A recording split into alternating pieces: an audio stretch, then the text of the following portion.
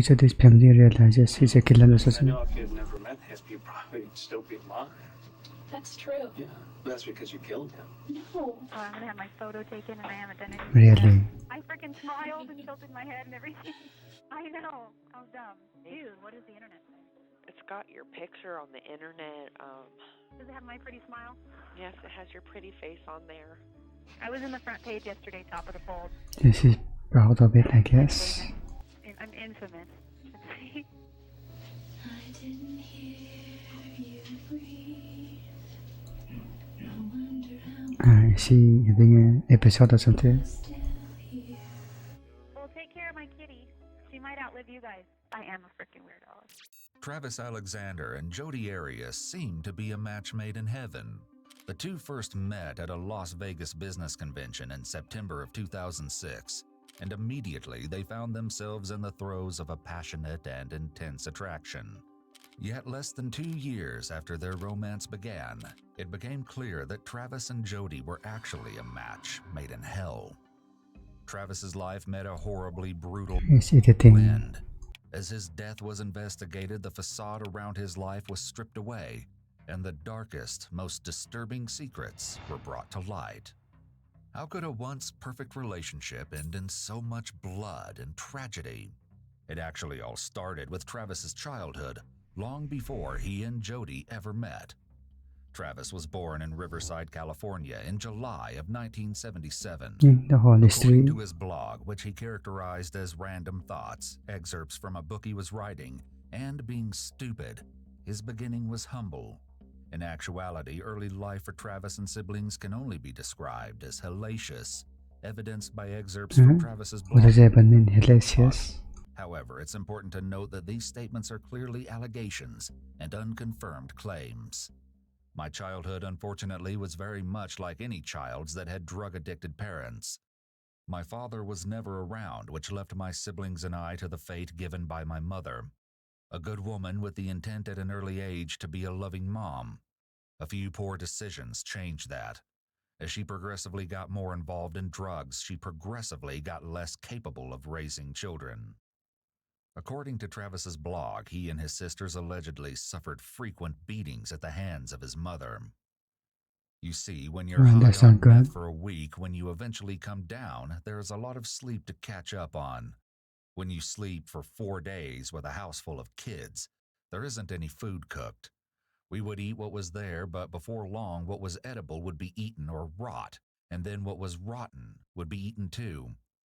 School wasn't much better. When your clothes are as dirty as the rest of you and you stink and have lice, you don't make a ton of friends. Why are they actually police on this? Sadly, as you could imagine, I was mocked for my appearance. Chris and Sky Hughes, close friends of Travis, knew how Travis struggled through school, but they also knew how he was able to build himself to a better life. The following footage has been analyzed by a qualified team, including a licensed professional counselor, a licensed attorney, and a former detective, former licensed polygraph examiner, and former hostage negotiation Okay, that's a lot. commander and instructor. Well, all through high school, he was a total dork. I mean, ate lunch alone in the cafeteria, or no, in the library. Yeah, Had no overweight. friends. Yeah, overweight, big thighs, big butt. And the kids would follow him from behind and go up, down, up, down, up, down. What they're doing is talking about his pants would disappear into his butt crack, you know, and he was poor, so he couldn't afford nice clothes. And so I understand Travis, at least I think I do, a lot when it comes to women, because he was this total dork until he got in the business, and then he got this measure of success. And there's like, it's almost like a little world, prepaid legal. Yeah. You know, like when we go to conventions, people ask for your autograph and stuff. Oh, really? You know, yeah, if you're making over 100,000 or 200,000 or whatever, so you're in this book, you know, and Travis was in the book, and so he had reached like this pseudo celebrity status in the business, even though he wasn't making that much money. You know, his best He year was, but I mean, he was making 80 his, like, previously. Although Travis seemed to have newfound success in his working life, his private life was nothing short of tumultuous, and it was no coincidence that this turmoil began shortly after Jodi had made her entrance. Jodi was born in Salinas, California in July of 1980 to William and Sandra Arias. In stark contrast to Travis, Jodi's upbringing was calm and steady. Her and her 4 siblings never wanted for food or the care of her parents, and it seemed as though Jodi was living a wondrously happy life. 이제 However, according to her father, things with Jodi were not all sunshine and rainbows. here comes. She doesn't trust us because we're parents. When she was in 8th grade, she got busted for growing marijuana with our Tupperware, putting it on top of the roof. We found it and they called the sheriff department. And then they busted her, and then, I don't know, some of her friends or something. And then we searched her room. That was the first time we've ever searched her room. And after that, she was kind of like something turned in her head that we were nosy parents and we're gonna search everything she had. So she hid everything from us and always has since then.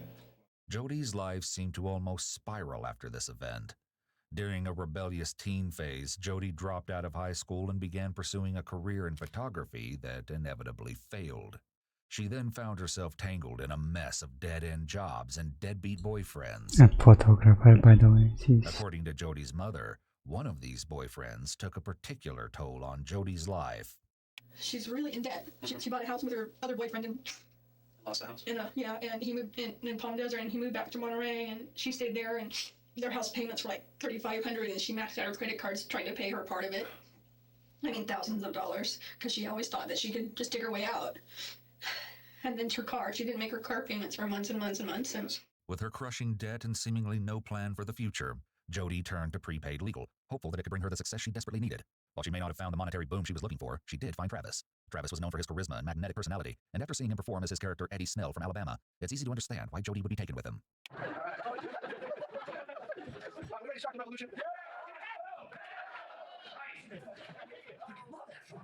Despite Jodi's issues, Travis immediately fell hard for her.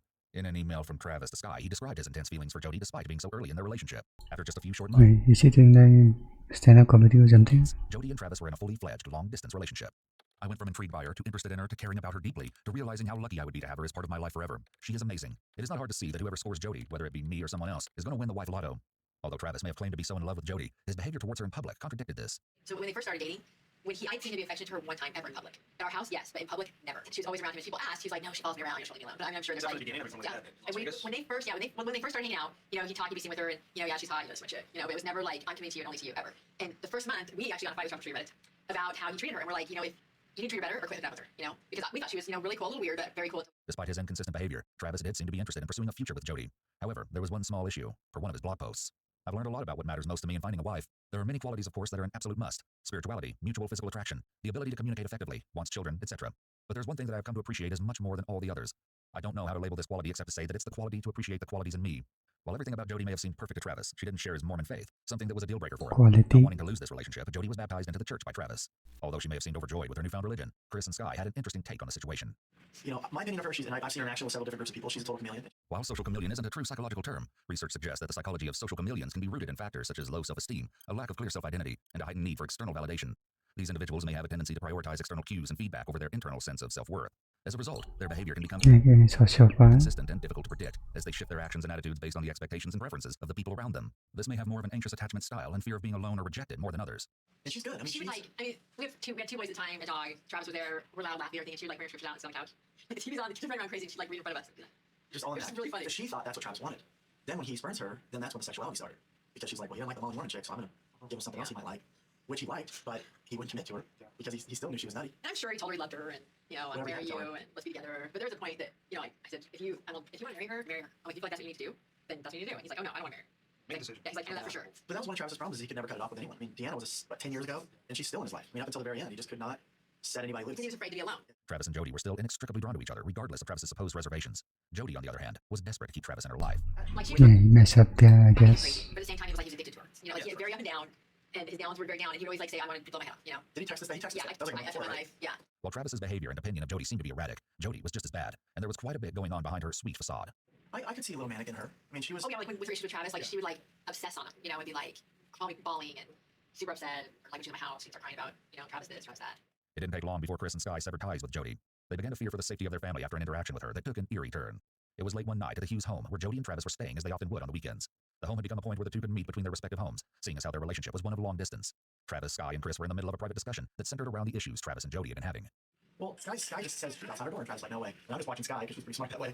And she's like, and we all get like chills, you know what I mean? And then Travis walks over there real quiet and jerks the door open, and she's like right there. Wow. And when we see this crazy look, and it gets worse. She says, What? he's like, yeah, I'll be on later. And she goes, when? And he goes, later. We're talking. And she goes, okay. She just turns around, she goes, It's a stalker behavior right I'm there. talking for another hour. And Travis goes, open the door, and she's like, what's going No, on? look on her face. Like we were like, oh It my put the gosh. fear of God into us to the extent that, you know, Travis and her had this little, she's like, what's going on? This is a private conversation. She's like, yeah, it is. And she's like, well, okay, well, I'm going to go to bed. And so she goes back down. We wrap up our conversation. Then Travis goes downstairs to do whatever he's going to do with her. But Sky and I, this is how scared we were. We're laying in bed talking about that face that we saw. And she said, are we safe? Our kids say, I don't know. And then she said, should we have our kids and have them sleep in our bedroom tonight? Really? Yeah. Felt that compelled. Oh my gosh. like It chill. was like chills. Scary. Like when she looked at us, it was like this. I get chills right now. I mean, it was, I've never seen anything like it. Okay. It's interesting that Chris and Sky seem to have a very strong sense that Jody was dangerous. This was before Jody had demonstrated any overtly aggressive behaviors, but still, Chris and Sky were convinced that Jody was capable of harm. Maybe probably because of the in hindsight, you consider This that. sense, also known as a gut feeling or intuition, is believed to be an evolutionary instinct passed down to us by our ancestors. Another way to explain how Chris and Sky seem to just know that Jody was dangerous is because of certain brain processes that warn us of impending danger. The amygdala, which is the part of the brain that processes emotions, can react to certain situations in our environment even before the conscious mind really understands it fully. This can result in an immediate discomfort or outright fear in a given situation. The next day was like 4 hours. Jody, instead of getting up and leaving, because Well, we talked, and I the whole time, guess. she just told straight face. she's like, I don't trust you. I don't like you around my family. I don't like you around my family. And she's just like, Okay. you know, but then she says, Are you gonna tell Travis not to date me? And I said, yes. It was at that point that Jody finally began to show emotion, despite the fact that she'd been seemingly unaffected by the other aspects of the conversation. is that when Sky said, yeah, I'm going to tell Travis that, she just loses it. She starts crying. From there, it was only a matter of time before it all came crashing down. Jody and Travis officially broke up in June of 2007. Strangely enough, following their breakup, Jody moved from her home in Palm Desert, California, to Travis's city of Mesa, Arizona. Jody and Travis continued to interact with each other. However, they slowly grew more and more volatile towards one another, until Jody eventually moved back to her family in April of 2008. Everything seemed to be turning out for the better until June of that same year, when Jody went for a trip to Utah and lost contact with her friends. One such friend even contacted Travis, hoping that he could provide details of Jody's unknown whereabouts. Travis, it's Leslie. I know that you and Jody still talk a lot and everything, and she was headed to Utah. I've been trying to call her. I can't get a hold of her, but she was supposed to be here earlier today and was going to come to training tonight and never showed up, so a little bit worried. If you know anything, give me a call. To the relief of her friends, Jody soon surfaced. She then placed a call to Travis, hoping to quell any fears Leslie's voicemail may have caused. When he again didn't answer, she left him a detailed voicemail. Hey, what's going on? You called me late. Anyway, I know Leslie called you, so I already talked to her, so you can call her back if you want, but it's not necessary. My phone died, so I wasn't getting back to anybody. And when I drove 100 miles in the wrong direction, over 100 miles, thank you very much. So yeah, remember New Mexico? It was a long shot. Only work. Here to protect me. In the wrong direction, really. Going to the 3 digits, so fun. Also, when we were talking about your firm travel, Heather and I are going to see Othello on July 1st, and we would love for you to come. Might have been 100 miles. Come on. Let me know, and we'll talk to you soon. Bye. Jody seems to go into extreme detail in her message, going into a fairly long story, almost as if she's making sure to account for all of her time, like one would when creating an alibi. Unfortunately, Travis remained unreachable, and voicemail soon filled his mailbox. Travis, it's about 5 o'clock on Thursday. I really need to get in touch with you, bro. Call me back as soon as you can. Bye. Next message. Hey, I just want to know you're alive. Called you several times and you're not calling me back. So, anyways, yeah, call me. Even if you're in the spirit world, I expect a phone call or a text or something. Okay, bye. Hey, Travis, I haven't talked to you in 2 days, and honestly, I'm really worried about you. So, if you could give me a call back when you get this and let me know that you're okay, I would appreciate it. Hope everything is okay. Talk to you soon, hopefully. Bye. Travis, Chris, let me know if you want to go on the Mormon tour, teach us stuff. So I need to know, like, ASAP. So call me as soon as you get this. I'll send you a text, and please don't text me back. Hey, email me, man. I left you a couple messages on your home line. I've been trying to get hold of you for days and days and days. The longer Travis was unreachable, the more worried his friends grew. Tragically, however, it wouldn't be long before they found out the awful truth behind his silence. What's going on? A friend of ours was dead in his bedroom. We haven't heard from him for a while. We think he's dead. His roommate just went in there and said they got some blood. I didn't go in, but I can give you the phone to someone who went in there. Yes, please, can you? Hello. Hi, so what's going on? He's dead. He's in his bedroom in the shower. How many people are in the house? Just the 5 of us? 5 of us. Okay, I need all of you outside. Okay. Now, I need to let the officers know what they're walking in. It's just a mess up. So Guy. you tell me where the blood is coming from. I don't know. I did. He's curled up in the shower, and that's all I saw. I turned away. What is his name? Travis. Travis what? Alexander. When officers arrived at the scene on June 9th, 2008, nothing could have prepared them for the bloodbath in Travis's house. It quickly became clear that something horrible had happened to Travis, and those that found him were brought in for interrogation. Marie Mimi Hall, a young woman Travis had briefly dated, was the first to realize something His blood, but I can't was tell. wrong. I was going to be alone tonight, and Travis and I were going to go to Cancun tomorrow. What time was that going to be today? We were going to leave at 9:25, the flight, and I think we were supposed to get to Cancun at 6 or 7 o'clock. I didn't see him at church on Sunday, and I hadn't heard from him at all, and so I called a couple times tonight and didn't hear back, and so it's just really weird. I went over once before everybody else was there. I was scared too. I was thinking the worst. I'd heard about his friend who stalked him and slashed tires and ruined his car and stuff. So I was just scared It is that she had hard. done something, and so I went over there, but I had my mom on the phone just in case something really weird was happening. And so I rang the doorbell a couple of times, 3 or 4 times, and And I didn't see the dog the first couple times, so I was thinking he must be out of town. But then all of a sudden, the dog ran toward the door. So then I was really scared. And so my mom's like, call people that know him, that are really close to him. So that's when I called Michelle. Michelle was with her boyfriend Dolan at the time of Mimi's call. Michelle got a phone call from Mimi while we were driving back. I'm pretty sure the clock in the car said something like 9:40, 9:45. And Mimi was on the phone. She asked, if Michelle had heard from Travis recently. And Michelle said, no, it's been, I don't know. Mimi was saying, we're supposed to leave for Cancun tomorrow, and I haven't heard from him. And so Michelle and I are driving out there, and Michelle says, this isn't Mike Travis. I mean, so that was the main reason to go out to his house last night. Yeah, we haven't heard from him recently, but I need to hear from him because of this. Well, right? We went out there to make sure, when you hear that Travis, who I'm told is a very organized and loves planning, and he'll make sure that, if something's going on, then the people that are involved, he'll keep them updated, 3 days in advance, he'll be like, hey, don't forget, be ready at this time. And so Michelle was saying, this He's an organized person. really isn't like him. When Michelle and Dolan met up with Mimi at Travis's house, And it was all character, I guess. they noticed that there were lights on inside, yet no one was answering the door. Meanwhile, they had gotten back on the phone with, it was, the good friend with Travis, and I guess had the code to the garage door. Yeah, he was the one that asked if, Michelle would go over to the house and just, see what was going on, if she wanted to. Michelle said, yeah, we'll stop by. So, says, all right, well, let me give you the code, and you just go in and just, see what's going on. Meantime, they're opening the garage, the garage opens, and there are two cars in the garage. Do you remember what cars those were? I know that one was Travis's car, and then there's another car that I don't. Would you be able to describe him at all? Do you remember him? Travis's car is a Prius 2004. It's got, I remember numbers and stuff. He had a new plate, or not a new plate, but a temporary registration. He had just gotten it. Okay. It was well known. That was Travis's car. And we go in, and So there's a door into the house. Right. Was it unlocked? It wasn't locked yet. Okay. So we walk in there, walk through. What room does that lead into? I want to say laundry room. I'm not positive about that. It just seemed like a narrow space that led. Did you guys knock on that door? See if you could get anyone? We didn't. Okay. I think we just walked in that one. Just outside it was open. So we walked in, and you go forward, and then all you can do is turn left. And so we turned left, and the lights were out. And so we found some light switches, and we turned on the lights, and just general looking and seeing if anything weird. When you guys went in, what did you see? Did you see his roommates at the time? No, we didn't see his roommates until after we looked around downstairs. We opened his office door, turned on the light in there. We were all pretty cautious and scared we were gonna see it. And I looked in the bathroom. There's a bathroom in his office. The dog came running up to us. Just playful dog. So then we went upstairs, and Travis's room is right at the top of the stairs. Was the door closed? The door was Travis's door was closed, and it was locked. As the group investigated upstairs for any sign of Travis, they heard music coming from one of the other bedrooms. I heard the music come out of the room, and I knocked on the door, and someone says, hold on just a second, And we're gonna knock at the door. Someone's playing music this time. We answer the door. They're just like, hey, have you heard from Travis? Have you seen him? So, no, I haven't seen him. I guess he played it. Sorry, he's been out of town. And we've been trying to get a hold of him, just can't get a hold of him. We got worried. And I said, did you knock on his door? Maybe he came back. And they're like, no, we haven't checked his room or anything. So I said, okay, let's go over there. So I went over there with them. The door was locked, so I went downstairs and I had a set of keys downstairs. And I said, well, one of these will open it. Tried a few different ones, found one that worked. He unlocks the door, and he kind of pokes his head in, and I'm kind of right behind him, kind of to the side, also, kind of peeking in. First thing you see looking in this way is, his bed right here. And it seemed like it was undone, and it was, it wasn't like nicely made or anything. It was just, Zach, I think his name is. Okay. Pokes his head in here, and he looks to the right, and he says, oh my god. And at this point, he says that, and all I see is the bed. And he kind of turns right and walks in a little bit, and I follow him in. I look down, and you can see right here, blood on the carpet. Then I looked over to the right, and I saw a pile of blood on the floor, on the carpet. And I looked down the hallway to his bathroom, and I see blood on the floor and the walls and everything. So I went through the closet. I went through his closet to the outside, and I peeked around the corner and saw him laying in the shower. And then I ran out and told him, I said, Travis is dead, call the police. Mimi called 911. Do you remember hearing what she told the operator? I think she said that, I don't know if she said hurt or dead. I don't know what she said, but I was getting downstairs and, they're saying, who knows what's going on. And so she handed me the phone because I had been, and, I get on the phone and they say, well, did you see any weapons? And I was like, I don't remember seeing a weapon. That's the only question I remember they asked me, and then they said, get everybody out, I want everybody out of the house. So we walk out the front door. At some point, soon after that, Zach is back outside, he's outside, and this girl that I'm seeing for the first time is outside, and we were on the phone, is everybody out of the house? And there's someone said, well, Zach went back in because the other roommate was still up in his room. The first officers on scene were quick to secure Travis's room, and the level of brutality inside was startling.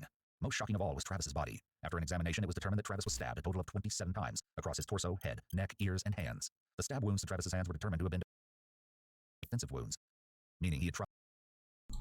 This actually heinous crime at Travis then had his throat slit and was later shot in the head sometime after his death. The examiners were also able to determine that he had been dead for several days before he was found, and it was believed that he had died on Wednesday, June 4th, 5 whole days before he was discovered. The crime scene was also filled with several oddities. Travis's bed sheets had been stripped, and when the authorities searched to see if they were in the washing machine, they discovered that a digital camera had been run through a wash cycle with a load of clothes. Although the camera had suffered severe water damage, police still can see they says it believed they could access the photos on it. Little did they know that the pictures on the camera also it's been like 5 days. Just crazy. Blow the case wide open. In the meantime, the authorities were at a loss. Travis's murder was unbelievably brutal. So why can't she just destroy the evidence? I mean, why would she pin it? And it was hard to imagine that anyone could have held this much rage towards him. Every person they interviewed said that Travis was loved by everyone and had no enemies. However, there was one name that kept popping up. Has he been threatened by anyone recently? Yes, he has. He has an ex-girlfriend that's been bothering him and following him and flashing tires and things like that. And do you know the ex-girlfriend's name? Her name is Joey. I heard random talk tonight about some crazy girl that I don't know. I've never heard of. But apparently, I mean, I just picked on random talk about this tonight about her slashing his tires, breaking into his house, about his couch. That's some crazy girl. Some girl, but you don't know her name even. Right? Jody is what I think I heard. Still have any issues with this ex-girlfriend, Jody? Jody. They all here speaking Jodi. I knew Jody actually. What do you know about her? What has he told you about her? When I first moved into the house, she was actually there, and she would come once a week. That's kind of and she would clean the house. She wasn't living there? No, she wasn't. I know that she had, that they dated. She lived in California. They dated, and then she moved down here after they broke up. Moved into the same area as him. He was helping her out, so he paid her to clean the house. They would argue from time to time. She'd be in the house, and they'd be arguing. He's like, "Why are you over here?" She'd come over just unannounced sometimes. She would call it inappropriate times. She would talk to him about it, or not necessarily inappropriate things, but just like she would call up asking for advice when he couldn't give advice at all. And he'd tell her, "I had a lot of trouble with it." I know that I woke up a few mornings, and he'd come up and he's like, "Did you hear anything this morning?" I'm like, "What?" He's all like, "Oh, we were arguing," and completely after they've been broken up. But he would just be like, "Why are you here? You moved down here after the fact. I can understand if you want to try to make it down here. I'll help you, but why would he let her in the house? Or she would just kind of come in on her own?" I'm really not sure. He has a little opening for them to get in and out, and that's how this. A little doggy door? Yeah, there's the ex-soccer girlfriend. She would sneak into his house through that. With so many people mentioning Jody's strange and volatile relationship with Travis, she quickly became suspect number one. However, the police weren't confident that she was their killer. Not only was she incredibly cooperative with the investigation, but she was on a trip with some friends in Utah on the day Travis was murdered, and was deemed to be too small to inflict the damage done to Travis. Despite their reservations about Jody being responsible, the interviews they conducted continued to point the finger at her. This is Clancy. Hi, Clancy. This is Detective Steve Flores with the Mesa Arizona Police Department. I received a message to give you a call that you might have some pertinent information. One of the girls that I know was affiliated with Travis. He broke up with her. She came through Utah. Her name's Jody. And we all work the same business. We all are associates with Prepaid Legal. She came through here, and she just has kind of a weird story. And I figured you would want to talk to the person that she was talking to all the way here. I guess there was like 20 hours. She had her phone off. Nobody knows where she was at. It just doesn't make any sense. She took over She like pre-plan all of it. 20 hours to get here. It's just weird. Now, when did she take this trip? Actually creating an alibi. Supposedly. She didn't get here till Thursday. So she took a trip, leaving on Tuesday? Mm-hmm. Where was she leaving? Supposedly California, but I don't know. And for what reason was she taking this trip? We're not really sure. When she called Ryan, she said that she was coming through Utah, and she just gave him a call so that she could stop by and see him when she was passing through. But she told other people that she was coming here to see him. He didn't know that. But the more I talked to him, the stranger it is, because I don't know how long the drive it is, but I know it's not a 20-hour drive or longer. I don't know how long it took her to get here. She was supposed to be here on Wednesday, and we have a systems training that we attend. She didn't show up. People were trying to reach her on Wednesday, and nobody talked to her until about 10:30 when she finally called him. I don't know where she was during that time. She said that she got lost, that she took a nap, that she cleaned her car, that she ran out of gas. It just doesn't all fit together. With this information, it became clear that Jody's alibi wasn't as solid as it seemed to be. Detective Flores mapped out Jody's supposed trip from Wairika, California to Salt Lake City, Utah, and assuming she had stopped for an entire 10 hours, the trip would have only taken her 29 hours. She then calculated a similar trip, but he added in a stop to Travis's home of Mesa, Arizona.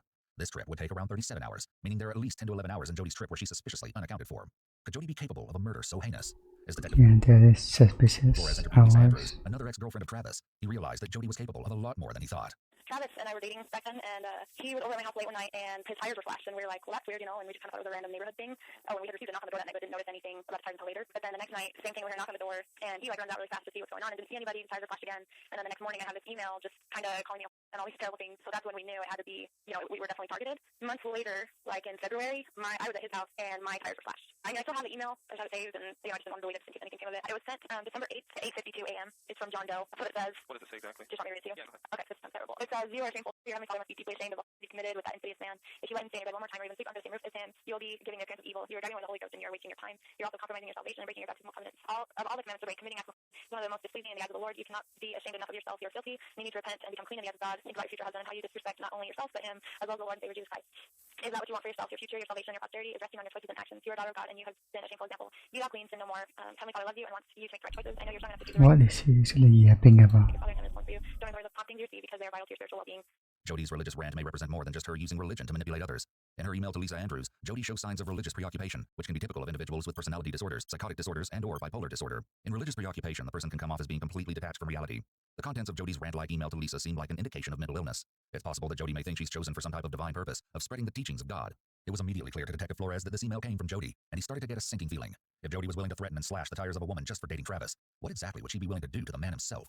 As evidence at the crime scene was processed, more and more was starting to stack against Jody, and it seemed clear that she was somehow involved. On July 14, 2008, a handful of Arizona detectives flew to Jody's home of Wairika, California, with the intent of arresting her for Travis's murder. When Jody was finally located by the police at her grandparents' house, she was observed packing clothes into a suitcase as though she was taking a trip. However, before she could leave, there was an officer on her doorstep with handcuffs and an arrest warrant. Jody's parents accompanied her to the police station. Where was she trying to go They were exactly? able to give Detective Flores some crucial insight into Jody's behavior. Jody has mental problems. Jody would freak out all the time. I had quite a few of her friends call me and tell me that I needed to get her some help. She would just totally flip out on me. And I had one of her friends call me in the middle of the night, call us one night and say, you need to get Jody some help. What do you mean she would flip out on you? Just like call me 1 minute happy and the next minute in tears. Like she was a total different person. Like you wanted to help her, but she wouldn't let you. Yeah, and she wouldn't ever tell me what she was crying about. But it was like a total, like something would snap and she would all of a sudden be in tears and call me back. Jody's mom is describing sudden shifts in mood that are a common feature of someone with bipolar 1 disorder. People with this disorder go through manic episodes whereby they may seem to be happy about something, often even very excited about plans they're making or things they want to do. But then the slightest issue can set them off into uncontrolled emotion, such as anger, rage, or sobbing. Their moments of happiness or excitement are excessive because these individuals often display very high energy, to the point of agitation. She was a strange person because after she left the house, she just kind of got a little strange. She's really friendly. Sometimes she'll call and real sweet. 10 minutes later, she'll come and call her rage, just screaming at my wife. She did that for the last year and a half. She was doing that a lot. Jody would call me. We don't have a good relationship, Jody and Jody. Yeah, your husband kind of told me about the relationship. And she would call me in the morning all happy and call me an hour or two later in tears, crying and sobbing about something she didn't want to talk about. And that happened constantly. Jody's very sick. Jody doesn't, she just, it's the way she is. Jody's dad was also able to provide Detective Flores with Actually manipulating Andy. information on the trip Jody was packing for at the time of her arrest. She working as a bartender still, or she was? Well, I don't know if it was you that called me yesterday or day before. No, it wasn't me. Somebody called her, and then she just got a little hysterical and quit her job last night after she came back. When I guess she was on her way back, Jody called me and told me that she needs me to pick her up at 7:30 in the morning to take her to the rental place so she could be down. And I thought it was going to be for good. And I'm thinking, and then when I took her, she goes, oh, don't worry, Dad, I'm only gone 3 days. She didn't say where she was going or anything. She didn't tell me nothing. Did she ever have any access to any firearms or anything? She just got a gun. She was got a gun as well. I don't know. What's the reason? Yeah, she's got a gun. Oh, you know what she mentioned? She mentioned a Glock or I something. don't know. She just told me she got a gun. So what do you need a gun for? She goes, where I'm going, I might need one. Oh, okay. And I goes, well, where are you going? I can't tell you. He said, I just want to feel safe where I go. With a better understanding of Jody's behavior and mindset, it's finally time for Detective Flores to confront her with the truth. Do you remember me? Jody Finally. seems to be employing the romancer strategy in line, similar to that of Ted Bundy. Jody is likely trying to please the detective, so he will question whether she is truly guilty. I traveled all the way up here to talk to you because I've been working on Travis's case ever since it happened. Okay, and I know exactly when it happened, when he was killed. I know a lot of details, and just recently we found quite a bit of evidence. And I'll discuss that with you. The main thing that I'm looking for, though, is answers on why certain things happened, why they went so far, and also get your statements. Okay. Let's start with this. What have you been up to since Travis's? Are you getting comfortable? What have you been doing? I've been kind of in a daze, at least for the first few weeks. Like everybody, Yeah. I know that a lot of people have been posting on Facebook really nice things, and memories. And at one point I was like, well, maybe I should do that. So I posted this thing and just said all my memories. And I realized looking back on it that it kind of sounded immature. It's more like my Dear Travis kind of letter. And so I took it down because. More personal? Yeah, some of it was detailed, a little more personal. You just kill him, bruh. Personal, nothing inappropriate. I just felt funny. I think because I'm a photographer, I tend to communicate more through pictures. So I posted a ton of pictures that I had of him, and I have a ton more that I just can't access right now. Surprisingly, Jody is the first one to bring up suspicions about herself. I didn't realize until I actually spoke with Ryan Burns. He's reporting Andy. He told the guy that's in Utah. And we've been talking a lot, and we try not to talk about that because it's kind of like, ugh. And plus, Travis is my ex-boyfriend, but at the same time, he's my friend. So while I'm warning my friend, how do you talk to your new potential, possible, maybe person that you might start dating about your friend, even though he was your ex-boyfriend? So it's kind of a gray area. I try not to talk about him too much, but he comes up a lot. Jody is talking really fast, which may be normal for her, but could be a sign of her anxiety. She's also groomed her hair and touched her nose a fair amount already. The grooming specifically could be a sign that Jody wants to be liked by the detective. And it was through him that I learned that he said, if you can't see top things are really weird, because everyone thinks that you might have had What? Liked by the detective? And I've talked to a lot of people, and everybody's pointing a finger at you. For touching yourself on the face? I don't know. It was believable if she was touching the hair or something. Everybody is saying, I don't understand what happened to Travis. I don't know who killed him. But you need to look at Jody. And sometimes the simplest answers are the correct ones. And that's one of the reasons I started looking at you a little bit closer. Over the last month or so, I've gotten into Travis's life, talked to all his friends, his family. I got a really good understanding of who he is now.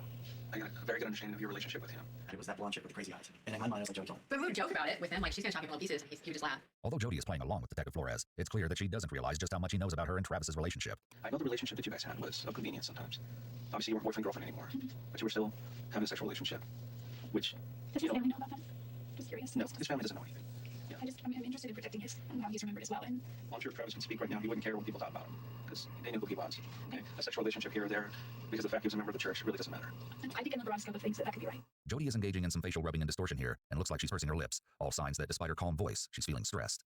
As hinted at by Detective Flores, Mormons forbid premarital intimacy. I guess maybe. Both Travis and Jody were breaking the rules by sleeping with each other. However, as Detective Flores has also likely noticed, Jody seems more concerned about people knowing she and Travis were sleeping together than she is about people thinking she may have played a part in Travis's death. Yeah, that is kind of weird. Well, it was kind of a mutual thing, but I sort of broke up with him. It was hard to do because I really loved him. But I just realized that without trust, you can't have anything, and I had violated his trust. Is that the main reason you guys broke up? Is the trust? Trust.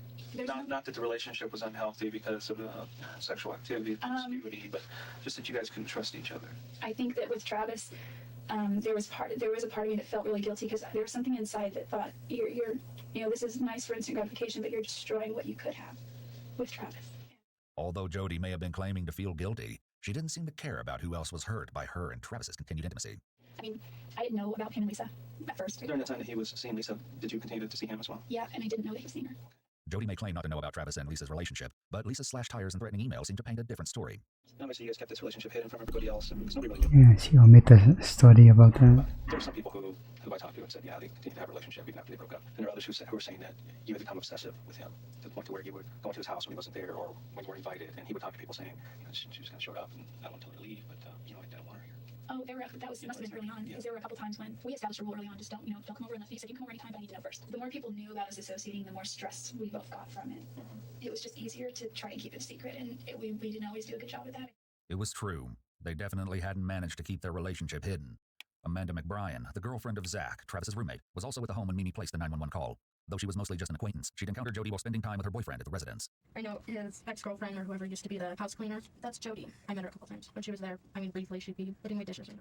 She was working as a housekeeper then? Yeah, well, that's what I heard, that she did some house cleaning, but I don't know what the arrangement was.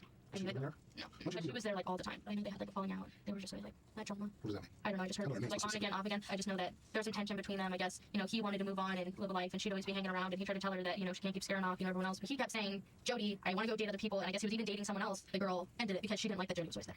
Jodi can partially explain her odd behavior towards Travis, but Detective Flores knows something isn't adding up with her. You kind of given me a really good rundown of your relationship and how you guys thought of each other and stuff. And I was pretty close to right on with my theory on how you guys, why you continue to see each other and what was going on during that time. I think there's some other things that you're not telling me. I think the jealousy probably continued even after the fact that you moved away. Well, the first week of June, you took a trip to Salt Lake City. Yeah. You had left, I think it was like a Monday. No, like Monday, June 2nd. I think it was morning. You took a trip and you decided instead of going over to Utah, you went straight down to Los Angeles area. I went to Santa Cruz first. Santa Cruz. And I stayed the night in Monterey. And the next day I drove to Pasadena, waiting for Laura to call me back. For a while I was lost, and I'm not about sleeping in the car, so I slept for a while. I looked at the map, and I'm pretty sure I know where I went. Can I drive you a map? Sure. Jodi tries to describe the supposed route that she took, but Detective Flores isn't fooled. So you took this trip and you left on, was it? Yeah, that was a bad map, I guess. Monday the 2nd, and you didn't get to Utah until Thursday, and that's the 5th. It's like 48 hours there. I have a problem with this trip. I've gone over this trip over and over in my mind and on paper. There's still 20 some odd hours, even if you pulled over to sleep. Oh, did I tell you that I got stranded? Yeah, you mentioned that. If you slept for 10 hours, I only slept for about here and here, it would still leave 18 some odd hours for something else. Okay. This is what people are focusing on, is this trip that you took. Because they're saying she left, she didn't get until Thursday. Wednesday? That's when Travis was killed. I did not go near his house, isn't there? I pulled your cell records. Your cell phone was turned off. Between here and here. Yeah, it's suspicious, but you should probably get a lawyer first. But the last place it pulled it was here. The next place it turned on was here. What does that show me? Oh, well, I began. Oh, no. Is there plenty of time for you to do that? Yes. And do I believe that you had come to visit Travis? Yes. I truly believe it. Did you have the opportunity? Yes. You were traveling alone. There's no other witnesses. Your phone just happened to turn off from here to here. Well, I didn't turn it off physically, but it died. And then it magically Okay. the charger here. It was packed under the seat of the passenger side, and it was when I was. When you were lost, you couldn't have maybe pulled over and found it, or. Well, I did finally start looking when I was stranded. I wouldn't. Just happened to find his charger. Pulled over when I was lost. Jodi continues to adamantly deny being anywhere near Travis's house on her trip, but little does she know that Detective Flores is about to crack her story wide open. Throughout the interview so far, Jodi has had a relatively flat affect. There hasn't been much change in intonation going on at all. The question is this how she normally talks, or is this an act for the officer? Were you at Travis's house on Wednesday? Absolutely not. I was nowhere near Mesa. I was nowhere near Phoenix. Here, Jodi's illustrators are really mistimed. And the emphasis points do not match at all. This is a sign of brain-body mismatch, meaning she could be saying one thing, but thinking something entirely different. I wasn't even close to him. What if I could show you proof you were there? Will that change your mind? I wasn't there. Can you be honest with me, Jodi? I was not at Travis's house. You were at Travis's house. You guys had a sexual encounter. There's pictures. And I know you know there's pictures. Because I have them. I will show them to you. So, what I'm asking you is for you to be honest with me. I know you were there. She took a photograph. I'm Wow. sure those pictures aren't from another time. Positive. Absolutely positive. The last time I had any kind of sexual contact with Travis was in April. Remember I told you about the camera? Mhm. That camera was down. They found the picture, and she was in it, right? Put it in a washing machine. Ran it through a wash cycle with some clothes of Travis's. But the card's intact. Remember I told you that card was destroyed? I didn't want to tell you the truth because I wanted to make sure those photos were accurate. She messed up there. And we can pull deleted photos. I don't care if you delete them 6 months ago. We can pull every photo that was ever on there. Get the timestamps on them. Not all of them, but most of them have timestamps on them, and we can verify those timestamps. Jodi seems to freeze here and almost stop moving entirely. One reason that learning about the camera She knows. left her unsettled is that she may not have accounted for this evidence in her story. Now she has to figure out what exactly is on the camera and how she can integrate it into her story, causing her to have a high cognitive load in this moment. And I have pictures of you in Travis's bedroom with Travis. Pictures of him. And it's obvious you guys are having sex. Taking photos of each other. And they're dated and time-stamped on the day he died. Are you sure it's me? I mean, because I was not there. This is an odd question Okay, good. to ask because she wouldn't need to ask if he's sure it's her. If she was confident She should be defending herself, bruh. she wasn't there. If she knew she wasn't there, then she would strongly deny it. Instead, she tiptoes around trying to gather more information. She needs to do this in order to now incorporate any more information into her story. This is an example of the liar's loop, as she now needs to adjust her lie to fit with the evidence. Jodi also gives away her anxiety in this moment by engaging in an anchor point shift. It's you. And you know it's you. I know all the details of this case. The only thing I don't know is why. Why did you choose to go visit Travis that day? And why did you do what you did? This is part of the read technique. He's brushing off her denial so she doesn't become entrenched in her lies. He also states clearly that he already knows she did it, in order to stop her from trying to fold in any new information into her story, as she's been doing so far. I know you took pictures of him in the shower just before he died. I don't think he would allow that. And Tamara actually took a couple of photos by accident during the time he was being killed. Really? Yeah, Jodi, really. You were there. Quit playing this game. As Jodi tries to deny the photos, Flores continues to stack the evidence against her. Can I see the pictures? We have your blood at the scene. Your hair was blood at the scene. Your left palm print at the scene. In blood. What's going on there? Well, I can explain the blood and hair. I don't know about my left palm print. How can you explain the blood and hair? Well, because I used to bathe Napoleon all the time. And, You haven't been there since April. He's had the house cleaned several times since then. And this hair was not just a hair, you know, from the shower or something. This hair was stuck with blood, and obviously had blood on it. At the time it got stuck where it ended up. my There's hair would no have been way. all over. There's no other hair. Can you take a hair sample? We have DNA matching that hair too. Okay, I know, but And that hair had follicle on it, and that means that hair wasn't there very long. We have a lot of evidence in the house that supports her as being the person who committed the murder. The only thing I don't have is why she committed this. The evidence is really damning at this point. I mean, we have so much. I've never had this much evidence in a case before. The records check shows you that you is reported a gun stolen. 25 auto. Just happens to be the same caliber as the weapon used to kill him. A 25 auto was used. Jodi is speaking more loudly and forcefully here, as if she's shocked by this information. When someone's volume increases or their speech becomes more forceful, this is usually the result of surprise or anger. The changes subside quickly when these are faked, as Jodi has done here. Yeah, along with multiple stab wounds. Jodi, if you want, I can show you some pictures of him. Do you want to see pictures of him? Part of me does and part of me doesn't. Why? Because you don't want to remember? No. That's Ali. There's a morbid curiosity. Jodi. I wanted to know how he died. With Jodi admitting that she wants to see the photos, Flores brings them to her. These are just a few photos. Okay, good. And I want to be careful not showing you certain photos because some of them are very bad. That's Travis's house, right? Remember that? Yeah. Sometimes showing a suspect photos and other evidence like this isn't recommended, because they could be revealing details that only the killer would know. However, investigators may choose to do this when they already have an overwhelming amount of evidence linking the suspect to the crime. If Travis were here today, he would tell you that if it wasn't me. They got some evidence on the photos. My job is to speak for Travis right now, and everything Travis is telling me is that Jodi did this to me. Have you ever shot that 25 auto? Mm-hmm. You ever touched it? The one that was stolen? I've never seen it. Did that one? Remember him? Is he naked? Yep. Detective Flores likely chose to show Jodi this haunting photo of Travis because it was the one taken of him just moments before he was brutally attacked and murdered. Her reaction, or lack thereof, is disturbing. This is Travis would never go for that. soon after you and him had sex on his bed. It could have been too soon after. An hour or so. The last time 2 I said hours. it was me. It's you. And I wanted to cover you up because that's you. All of you. That looks like me. That is you. One more that you have on your face. You can look at the rest of them if you want. There's a few of those. There's a few more. This one I don't know if I should show you, but nothing bad. Too bad. But it's just one of the photos that was taken by accident. And this is just a small portion of it. It's your foot, Jodi. These are your pants. Now, it's off color because it enhances it and the color kind of changes a little bit. This is his bathroom. That is not my foot. These are your pants. It's a different color, like I said, because we have to enhance it and the color changes. Zipper back. I have both of those pants at home. If these are the same one, I don't have a zipper there now. There, you can see that? That spot? See the spots here? They look a different color because we use a chemical to enhance this. That right there, blood. picture of yours and his, and that's your palm print of your left palm. Did you have anything to do with the death of Travis? Not, I don't think I had anything directly to do with it, but I feel responsible somewhat for it. Despite this truly undeniable evidence, Jodi continues to state that she wasn't involved with the murder. It appears as though she does a downward yes head shake while tripping over her words, and does a self-soothing leg rub in the midst of saying, I don't think I had anything directly to do with it, but I feel responsible somewhat for it. even this skilled Yes, the leg rub. liar struggles with her nonverbals and a straight lie the first time. She uses all manner of qualifying statements to not directly say, I didn't kill him when directly asked. Eventually, Flores is forced to be direct with Jodi, and her response is shocking. Then what can you tell me about his death? You know a lot more about it than I do. When I say I feel responsible, it's because I wasn't planning to go there at all, and he really wanted me to go. And I told him no, and I would have if it weren't for Ryan. And there's nothing really with Ryan and I. In fact, he has been very hesitant to move anything forward because he's not sure about me. He said a lot of people are talking. I'll just tell you right now, I really wish this would get solved so that we can just put it behind us.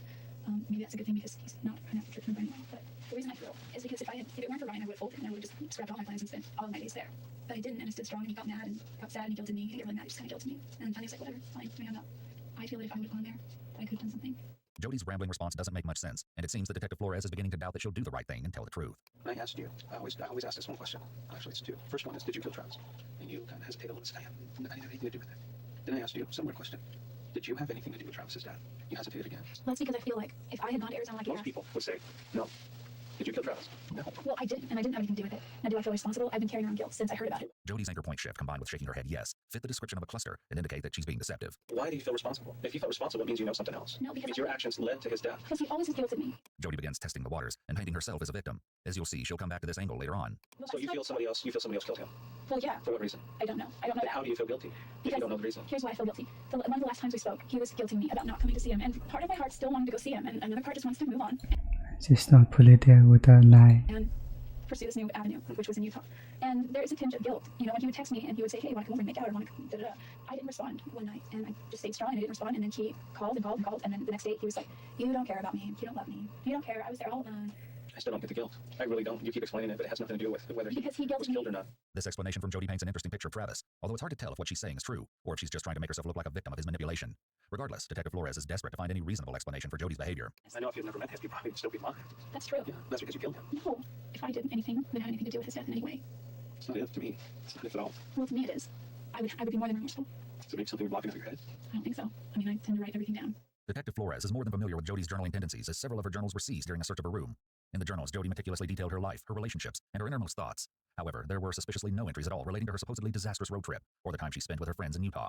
For someone who loves to write about their life, these seem like strange exclusions. However, she did write about Travis's death, and the days following. It reads, Travis is dead. What happened? The dear diary. Travis, what is this?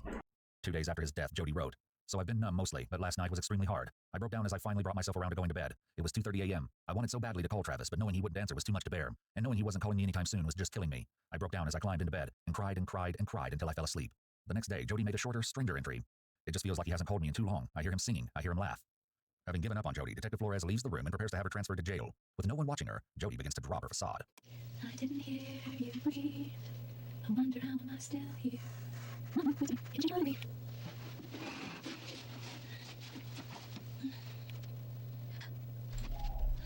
And this is weird acting.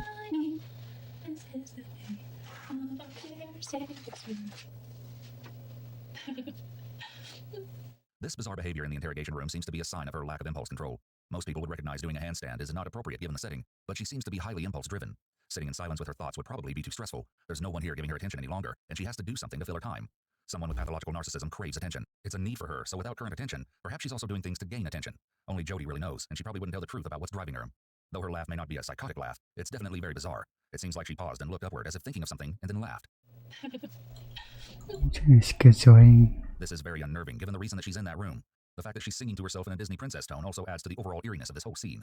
Jodi's official diagnosis is borderline personality disorder. Borderline personality That is not a Disney tone. disorder, BPD, is characterized by intense and unstable emotions, difficulties in maintaining stable relationships, a fragile sense of self-identity, and impulsive behaviors.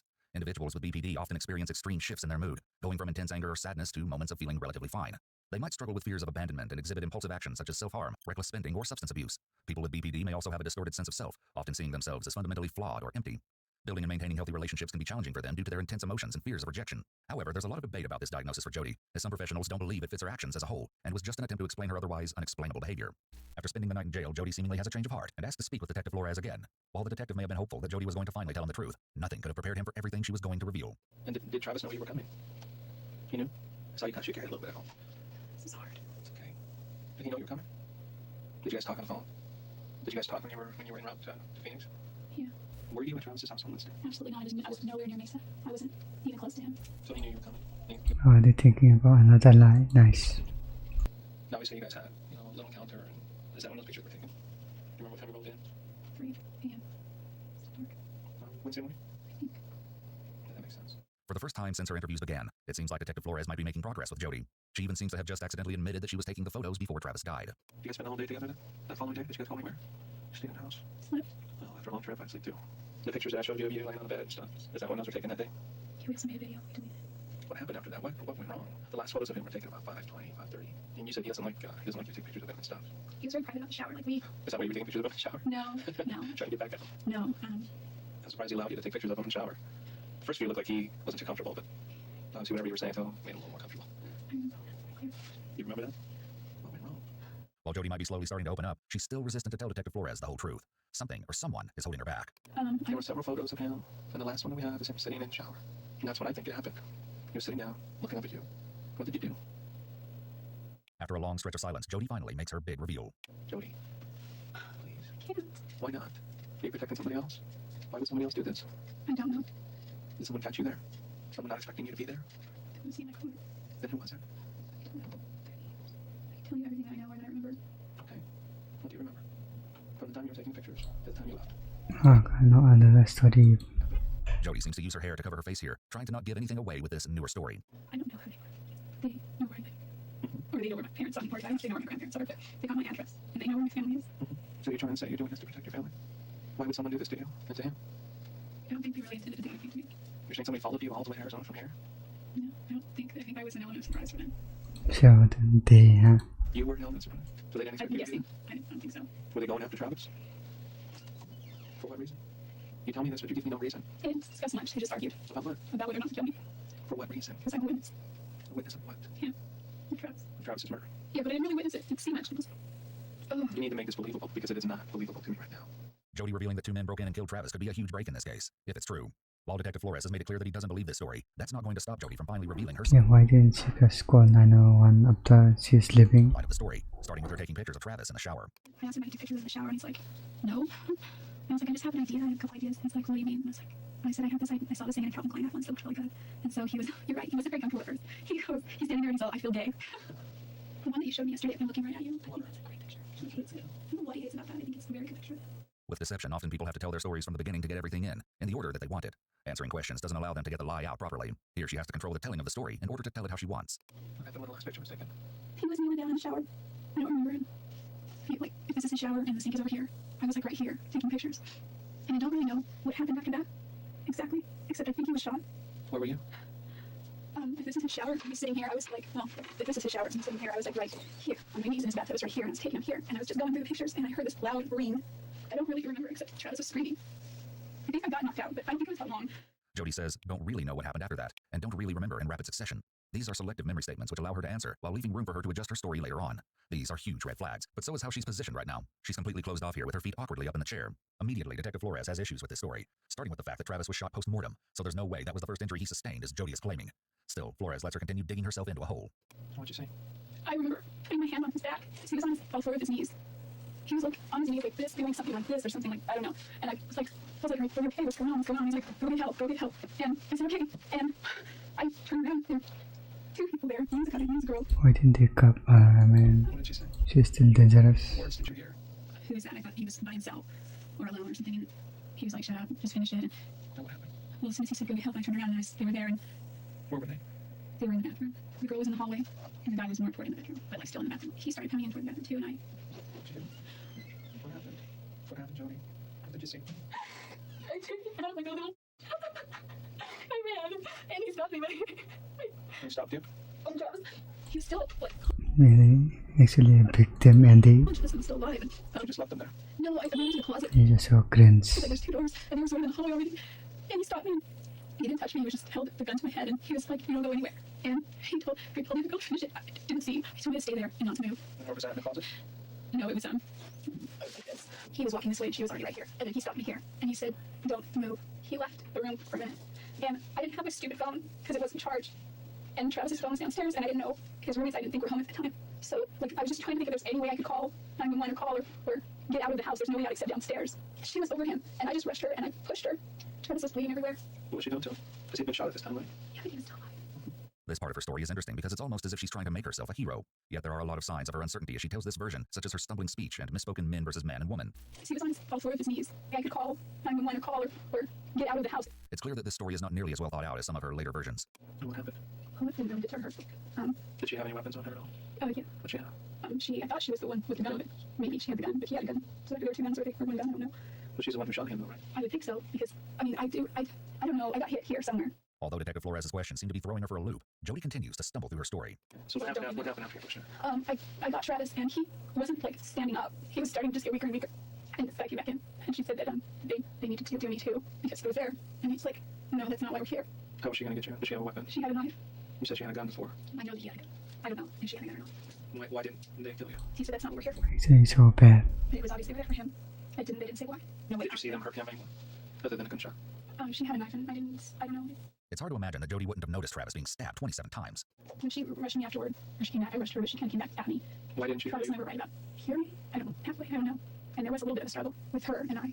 I was so scared. I'm not a person who fights. By stating that she's not a person who fights, she's trying to make herself seem meek. Earlier, she was trying to be a hero or savior, but now she's creating an image of herself where she couldn't possibly have been the killer. So I wasn't sure. I just knew I had to hold on to her hands because she had a knife.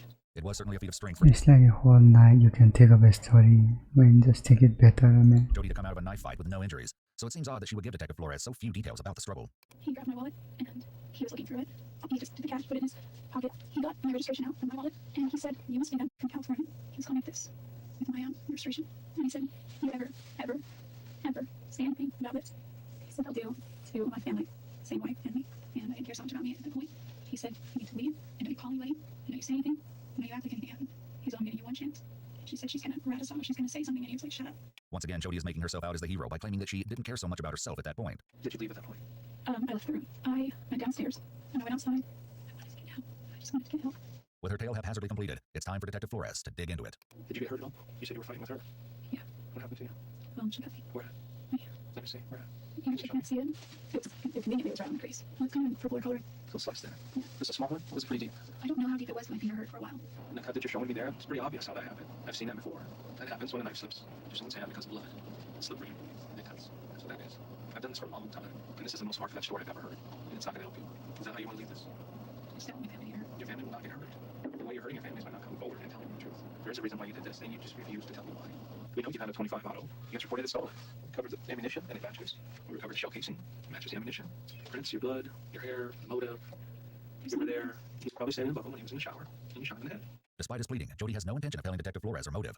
Determined to figure out what Jody's still hiding, he sends in Detective Blaney, hopeful that she might be able to pry the truth from Jody. The reason that I wanted to talk with you this morning, there's a couple of reasons actually. I have been privy to the investigation and all of the evidence in this case. it's a bad cop, good cop tactic. To your conversation with Detective Flores yesterday, it's obvious to me that you're not a typical suspect. You know, you come from a good home, a good family. Your parents obviously care about you. Since Travis's death, she has been the best relationship we've had in our whole life. And I said maybe this death has made her see that life is short, and you have to, you can't be this way, and it's changing her. The last few weeks I talked to her more than I've ever talked to her since she left the house at 18. And you're a bright girl, probably more intelligent than you were letting on yesterday. There's no question in my mind or any of the other investigators' mind that you were the person that took Travis's life. The detective keeps complimenting Jody, which is likely her attempt to play good cop. She's hoping that appealing to Jody's more self-serving and perhaps narcissistic tendencies might get a more believable story out of her. What I'd like to know is determine whether you're a cold-blooded, cold-hearted murderer, or are you somebody that got caught up in circumstances and things got out of control. I wasn't sure if she did it herself. I thought she had help with somebody, but she would not tell me. She absolutely just refused. And she's continuing to say that, and she's completely cold about it. Like, no emotion whatsoever. This is your opportunity to help yourself out. When the jury looks at it, those are the things that they're going to be mulling around in their mind when they decide what type of sentence they hand out, or when they make a recommendation to the judge. Those are the sorts of things that turn a jury. The juries sometimes can be fickle, but I've never seen a case with so much concrete, hard evidence. We don't need you to tell us anything. I'm doing this for you. Arizona's case goes no matter what. They've got a rock-solid case. So what you say is basically irrelevant to their case. It's not going to make it any better for them, but it certainly can help you out. How can it help me? I mean, how can what I tell you today affect the media? You take control of the situation as much as you can and paint whatever kind of picture you want to paint of yourself. You may be wondering why an interrogation is necessary if law enforcement truly has all the evidence they need, as the detective has just claimed. This concerns two different aspects of criminal law. First, because detectives can generally lie during an interrogation, they may state that they have all the evidence when, in fact, they don't. Perhaps they have an incomplete picture of the motive, or maybe they have all the information they need with the exception of a murder weapon that hasn't yet been located. Lying to get information is one tactic. Another consideration is the confession itself and its role in criminal procedure. There's a concept known as corpus delicti, which means the body of the crime. In criminal law, a bare confession alone is not enough to convict. Additional evidence is needed to prove the defendant actually committed the crime. For example, in some states, a DA cannot introduce a confession without additional evidence to corroborate it. However, the job of convincing a defendant becomes much easier when the confession matches the evidence. It effectively does 99% of the work for the DA. I don't know how much longer, you want to sit here and listen to me talking, but I was hoping to kind of drill something into your head and wake you up. So she's drilling her in. And show you how you can help yourself. Maybe you're giving me more credit than I deserve for being smart. I don't think so. I just don't see how anyone can help. Note that Jodi seemed to focus in on the media rather than her punishment, and that it was a detective who presented the idea of Jodi taking control of the narrative. Though she dismisses it here, that's exactly what she will do following this. It seems she took the idea from the officer here and later ran with it. What if it could? Wouldn't you want to do everything you could to help yourself? I don't. I think that my situation is hopeless, and I don't think I can help myself. With this, Jodi has made it clear that she won't be giving the police the answers they're looking for. However, she does have one request before the interview is over. I'm not really good at expressing myself. I think I'm just going to write a letter. Would you like to write him a letter now? With her pen and paper, Jodi began to craft an 18-page letter with the hopes of explaining Travis's death to his family. The contents of the letter were nothing short of shocking. She begins the letter with, "Of all the letters I must write, this is one of the most difficult, second only to the one I must write my own parents." As Jodi recounts her and Travis's tumultuous relationship, she makes concerning allegations against him. "Travis never hit me in the face, but he bruised other parts of my body. It was easy to shrug off a few visible bruises with my friends. I could blame it on work or clumsiness. That only happened on 2 occasions. The second time was on a Tuesday in early April 2008. 2 men at the Tempe business briefing actually joked. Why is Travis beating you now?" These allegations paint a far darker picture of Travis and Jodi's relationship than anyone could have imagined, and it prompted the question, why had Jodi never mentioned this to detectives? To finish off her letter, Jodi wrote, "I know it would bring you a great sense of closure to know that his killers were brought to justice. Ultimately, the persons responsible will be held accountable. I, however, will not serve 1 day in prison for a heinous crime in which I had no part. Travis lives. He is not far, and it won't be long before you can see him again. One day, all of our questions will be answered. I just hope you can all find peace. My prayers are with you and have been since the inception of this nightmare, and so were the prayers of many." Was this letter a genuine attempt by Jodi to bring Travis's family some comfort, or was this just another step in her plan to get away with murder? With the public announcement of Jodi's arrest, Detective Flores found himself receiving calls from the people Jodi was closest to, such as Ryan Burns, the man she was trying to date at the time of Travis's murder. I kind of felt comfortable after I talked to you and I started talking to her again, and and I was just like, yeah, she must not have done it, and she's a great girl, and it shocks me so much. Wow. Nobody expected it, but the evidence is just overwhelming, so we can't ignore the evidence, the physical, and there's a lot of circumstantial evidence. Yeah, that's what I was wondering. I mean obviously it'd be more than something just footprints in the place, because obviously footprints are probably all over that place, so I wouldn't really necessarily place it there, but... Yeah, she lived there before, so obviously there would be some prints in there, but some of the physical evidence, which I can't discuss it, it's just overwhelming, so there's absolutely no doubt in my mind that she's the one who did this. But kind of weird. Did you ever talk to her anymore about the situation down here in Arizona? Yeah, I talked to her a lot. I talked to her every night. Did you give her any indication at all that she knew what was going on? And that's why I feel so foolish about it. She is guilty, and I still would love to know that evidence, because I'm telling you, like, that whole day I was with her, you'd think would have been one moment would have been like, light acting. I mean, but she was giggling about just silly, mundane things. I mean, we had a very normal day. That was the only day I've ever spent with her, so it's not like I know her well. But I worked at the Psychiatric Institute for 2.5 years, so I thought that I had a pretty good insight on people's character. But if she's guilty, obviously that's something I just... I guess he's wrong then. But you never know. You absolutely never know. And I've dealt with a lot of people like this in my career. And when she was taken into custody, she was told, "Hey, you're being arrested for secret murder, and they need to talk to you." And she was giggling and smiling, and that's just the way she acts. I don't know. I don't know whether to think if she's just trying to be positive about a horrible situation, or she's just completely nuts. I don't know. It's interesting that he mentions working at a psychiatric unit. A lot of times people think that keeps them from making personal mistakes. Because they have the work experience, they can see it in the day-to-day life. But really, this is not the case. When you're living your life and you aren't in mode, it's easy to miss the signs that you would never miss inside the facility. This is something that gets said a lot. You see even heavily experienced people get duped in their personal life, and it's because you can't live every moment hyper-aware. The idea of Jodi smiling and giggling with her new man just hours after she supposedly took Travis's life is bone-chilling, and it gives Detective Flores even more insight into Jodi's personality. While she may have been trying to convince everyone that she was a perfectly sweet and kind-hearted woman, her jail calls with her mother show a very different side of her. No, I didn't change the login number. I haven't even gone on it. I gave my password out to my bank account over the phone, and you didn't change it? Hello, that's such a big security risk. I thought you were going to do that. Jodi, don't yell at me, okay? Just tell me what you need. Check me account. Hundreds and hundreds and hundreds of dollars, and you just let it sit there like a sitting duck for someone else to go hack. Mom, I just want to let you know that what took about 15 minutes just now should have only taken 2. Well, Jodi, we're not on that stuff all the time. I gave you the website. You didn't give it to me. You just said YouTube. Yeah, I do spell U and I spell 2. Well, I thought YouTube was just the letter U and... Why is he so rude? What the hell? I don't go on YouTube. Because I'm going YouTube. Well, don't sit there and lecture me, Jodi. You keep doing that to me now. I'm sorry. The simplest things take forever with you, and they're so simple. They're so simple, Mom. Well, it's not simple. You just don't simple for you because you never listen to me. It's simple for you because you're on there all the time. No, it would be simple, too, if you would just listen to what I'm saying. Jodi's behavior definitely hints to emotional abuse. She's essentially calling her mom stupid, belittling her, and talking over her. She doesn't want to hear excuses, and she doesn't care how it makes her mom feel. These are more signs of a lack of empathy and those callous and unemotional traits that we see so frequently in narcissistic individuals. Basically, I'm asking for about $200 or $300, okay? And that sounds scary, but don't be scared because my mom's going to pay you every time that I have the money in my account. I'm also getting my taxes on Friday, which is $1,600, and she's going to give you the money, okay? And here's the thing. I'm not concerned about it. What am I doing? You need to call in somebody, you need to call in place that I'm not giving the name to, and all the passwords and codes. You need to act like you need, and you need to renew something for the next 2 years. You get what I'm saying? Yeah, I'll just tell them it's me, and I'll tell them I'm making a payment on your account. They don't care for me. No, you can't talk to them for me. It has to be me that they talk to because I'm the only authorized user on my account.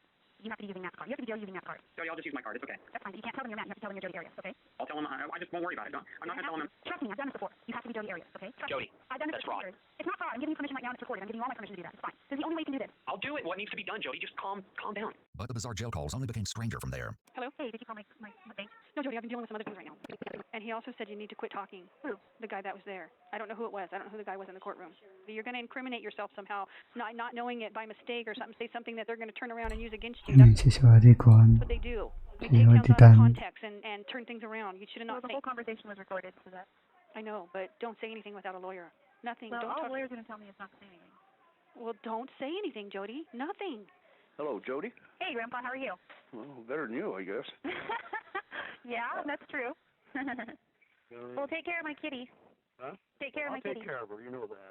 Yeah. She might outlive you guys. So how are you doing today? I'm bored. I read a lot and I watched a couple Batman movies. I never realized that Batman movies are so psychologically in-depth. They go into the whole psychology of all the villains. And each Batman? tell why they screwed up and why they are the way they are. And Batman screwed up too, even though he's a good guy. But all the psychos. I'm sorry, I cried like so much in the last month and a half that I'm like just trying to be happy right now. So it sucks, I know. But don't be sad for me. Everything sucks, but it's not that bad. It's really not that bad. Like all the bad things you hear about jail, like none of it's happened here. I'm not worried about jail, Jody. I'm worried about you. Call me insane, but there's part of me inside that's not worried at all. Like eternal perspective. Give me eternal perspective for a second. Like I know there are people in this world that go to prison for life or get the death penalty when they didn't deserve it because the justice system found them guilty. I also know that guilty people go walk free. And I also know that justice is served every day. So I smiled real pretty for my booking photo. Oh, I'm sure you did, Jody. Why would you do that? And not in your case. Because it's going to be Not actually willingly do it. posted all over the friggin' CNN. Come on. Are you kidding me? I freaking smiled and tilted my head and everything. You weirdo. You know what I thought? I am a freaking weirdo. I was thinking this morning, oh my gosh, I'm sitting there going, I'm going to have my photo taken and I haven't done any makeup. What am I supposed to do? And it doesn't actually look that bad and I'm so stupid for even caring. But Jody, how could you worry about photos right now? I know. How dumb. I've been reading comments on the internet. Oh, good. Tell me what they're saying. Jody, are you sure you want to hear these? Yeah, I'm sure. Don't worry. I've heard Yes, surely. already. Just tell me what you're reading. It says, how could you smile when you've been accused of something so heinous, evil without a conscience? Aw. What did she say? How come you're smiling in your mugshot? It's funny because I heard that he said the same thing that I said. I was like, well, you know, if thousands of people were going to see it, wouldn't you want to have a good picture? I smiled for two reasons. One was that reason. The second reason was because the reason I'm in here is because they think that I killed my friend. And if anyone ever knew Travis, they knew that he had a happy and positive outlook on life all the time. And I thought to myself for a split second, what would Travis do? And he was always smiling. What is he actually He was saying? known for always smiling. And so he would have done this. I mean, in the grand scheme of things, it's awful what happened to him, and it's awful what we're all going through here. But he's freaking living it up somewhere. He's not hurting. He's not suffering. He's happy and living life wherever he is. There's no reason to grieve for him. I'm glad that What the? he's where he is now. So, Okay, look, harap already. And I'm you Google upstairs. my name, what kinds of things come up? And it says, you know, update murder suspect to Travis Alexander, resident and former ex-girlfriend. I'm a former ex-girlfriend. Wait, am I an ex-girlfriend or am I a former ex-girlfriend? Well, some say ex-girlfriend, some say former girlfriend. Oh. So I just think that'd be funny. Oh, and if you could just keep an eye out on the crap that's being posted on the internet, that'd be good. I was over at the house yesterday and I took some of the really nasty crap off of there. Like the really hateful, I mean. Like I'm going to burn in hell forever kind of thing? Yeah, those are the ones I took off. Yeah, and like I'm a crazy. Yeah. I mean, some of them weren't nice, but some of them I left on. Yeah, that's fine. Yeah, Mom's like, I have no chance of an insanity plea. They've done all kinds of psychic evaluations, and I'm totally normal up here. Did Dad tell you that somebody's deleting all the good comments on there? And putting up bad ones? How are you combating that? We can delete them all if you want, but... Yeah. Why is there a question on that? Well, if you're not mentally stable, which a lot of people think you're not, it might help your case. Well, I've been psychically evaluated. I have no chance in that. Not going to help my case. It might. Mom, please delete those things. Okay. No, that's not good enough. I will delete them if you want. I'm going to check. How are you going to check? Because I can check. While these audio clips display the petty and ungrateful side of Jody that she tried to keep hidden from everyone else, they're still not as shocking as the calls between Jody and her grandmother. I was going to say, your picture is in the paper today. Oh, is it a big picture or a little picture? It's a little picture. Oh, under bookings? Yeah, no, it's on the front page. No way! I'm on the front page news. This is Daily News. Is it? Yeah, I'm serious. What does it say? Well, it says evidence revealed that Alexander had suffered a gunshot wound and multiple stab wounds to his body. The release states that Jodiarias, 28 of Wairika, is currently in Siskiyou County Jail awaiting extradition proceedings. Physical evidence has linked Arias to Alexander's death, and the release said that the investigation showed Arias had been in a relationship with Alexander, and that's what it says. I'm famous. I'm infamous, I should say. Jody almost sounds as though she's celebrating about being on the front page. In her That is definitely weird. mind, maybe the old cliche is true. No such thing as bad PR, as long as she's getting attention. Is it at the top or the bottom of the page? Your picture? Uh-huh. It's at the top of the page. Oh, okay. And then the article continues on to the second page. Can you read me the rest of the article? That's it. Oh, okay. Well, that's exciting. It's disturbing to hear Jodi's excitement at the media coverage of her heinous crimes. Why would someone who is supposedly innocent be overjoyed at being labeled a murder suspect with their name and face in the paper? If Jodi enjoyed the media coverage from her arrest, then she was in for a treat once her trial started. Jodi's trial began in January of 2013 and was highly publicized due to the intimate and violent nature of Travis's murder. In an unprecedented move, Jodi took the stand for a total of 18 days to testify in her own defense. At one point, when confronted about continually saying that she didn't remember details, Jodi stated that she couldn't remember because the prosecution was making my brain scramble. The prosecution responded, "The problem is not you, it's the prosecutor, right? You can't even remember what you just said." Jodi's response was, "I think I'm more focused on your posture, your tone, and your anger." In a reveal that would change the face of her trial, Jodi once again changed her story. Much to everyone's shock, Jodi disclosed that she had in fact murdered Travis on that fateful night in 2008. Jodi alleged that Travis was incredibly emotionally and physically abusive over the course of their relationship, with his aggression towards her only growing the She admitted. longer they were together. In her third and final account of the night of Travis's murder, Jodi claimed she dropped his camera while taking photos of him in the shower, causing Travis to fly into a rage. He supposedly body slammed her against the bathroom tiles, telling her that a 5-year-old could hold a camera better than she could. She claimed that she ran to his closet but heard him follow her, so she grabbed the gun. On the stand, she stated, "I pointed it at him with both of my hands. I thought that would stop him, but he just kept running. He got like a linebacker. He got low and grabbed my waist, and as he was lunging at me, the gun went off. I didn't mean to shoot. I didn't even think I was holding the trigger. But he lunged at me and we fell really hard toward the tile wall." Okay, that. So at this point, I didn't even know if he'd been shot. I didn't see anything different. We were struggling, wrestling. He's a wrestler. So he's grabbing at my clothes and I got up and he's screaming angry. And after I broke away from him, he said, "Kill you." Fearing for her life, Jodi then said that she killed Travis in self-defense. This admission was unexpected and alarming, but so was the fact that just 24 hours after killing Travis, Jodi was cuddled up with her new boyfriend. She explained, I don't know, I felt safe right there. I figured if I don't kiss him at all, I just wanted to seem normal." Little did everyone know that even more drama was about to erupt in court. On February 25th, the prosecutor stunned the jury when he revealed that Jodi had been caught allegedly sending a secret coded message to one of her friends through 2 magazines. While in jail, Jodi had attempted to send 2 magazines to her friend, Ann Campbell. One magazine was an issue of Star, and the other was an issue of Digital Photo Pro. While doing a routine check on the magazines, guards discovered that a string of numbers had been written on the bottom of a page in the Star magazine. These numbers all correlated to a particular page in Digital Photo Pro, with each page containing part of the message. When put together, the message read, "You f***ed up what you told my attorney the next day. Directly contradicts what I've been saying for over a year. Get down here ASAP and see me before you talk to them again. And before you testify so we can fix this. Interview was excellent. Must talk ASAP." The prosecutor What? accused Jodi of trying to convince others to lie for her, and while Jodi denied these claims, many looked at these 2 intercepted magazines as proof that she was being dishonest. While Jodi's trial was already turning out to be filled with drama and surprising secrets, no one was ready for the horrific and disturbing allegations that were about to be revealed. On May 7th, 2013, Jodi was found guilty of first-degree murder. In October of the following year, during Jodi's sentencing retrial, a series of disturbing letters supposedly written by Travis were shown. The letters ranged in content. In some, Travis would just detail the intimate desires he wanted to perform with Jodi. However, others were far more sinister. Reposo. In multiple letters, Travis apologized for his alleged physical abuse. "I would cut off my right hand if it meant taking back what I did. The only other time I ever hit a girl in the face was in grade school, and I was a kid. I shouldn't have hit you, and I'm sorry. Let me just cut to the chase. I'm beyond ashamed about how I mishandled you, and I will regret laying my hands on you and hurting you till the day I am met with the judgment. I almost destroyed a key component of your $1 million asset, your left hand." While these alleged letters were a hard pill to swallow, the jury had already heard Jodi's claims about Travis's abuse. However, nothing to prepare them for what the other letters contained. One read, "Please give me a chance to explain what you saw. I know it looks bad, and it honestly is. I have desires I can't explain. What is worse is I've acted on those desires. I've hurt children because of urges I can't control. I worry about getting married. I worry that my wife won't suffice. I worry about having kids. What if I have to adopt? If they're not my seed, will it be too easy? I'm scared to be alone with a boy. I get unwanted thoughts and I don't want to act on them. I worry about going to the Hugheses in the future because I was getting close to that age. It would be so easy. I know you think this is sick. I am sick. I've had sex with boys and I don't know if they'll ever get over what I've done." And to cast further doubt on the idea that the letters were forged was one sentence in particular that read, "I want to blow my head off." You probably recall Travis's friend Sky Hughes commenting on a phrase almost identical to this one that Travis would allegedly say on a regular basis. You always say, "I want to blow my head off," you know? If the claims within the letters were true, then it would shine a new light on Travis's character and private life. They also raised yet another question. Why would Jodi wait until her retrial to reveal these damning letters? Many pointed to that as a sign of the letters potentially having been forged, as there was immediate debate about whether or not Travis wrote the letters, or if Jodi had forged them. There are definitely many more questions than answers here, but the letters appear to reveal the inner workings of a disturbed mind. The self-hatred, thoughts on taking his own life, and saying he doesn't trust himself around children may require professional training or a deeper knowledge in order to produce this sort of confessional and apology letter. During the trial, the prosecution claimed the letters couldn't be authenticated because they were copies and not originals, which has led many to discredit the legitimacy of the letters. Ultimately, it was never determined whether the information found within the letters was true, and it didn't help Jodi escape the sentencing. She was eventually given life imprisonment without the possibility of parole. After her sentencing, Jodi had some interesting words for the crowd, stating, "I do remember the moment the knife went into Travis's throat and he was conscious. He was still trying to attack me. It was I who was trying to get away and not Travis, and I finally did." Jodiarias and her case have gone down in infamy, both for the severity and violence of her heinous crime, and for the media circus that followed. I guess I'm attending then. Let's be good with it, I guess. It's a long one, but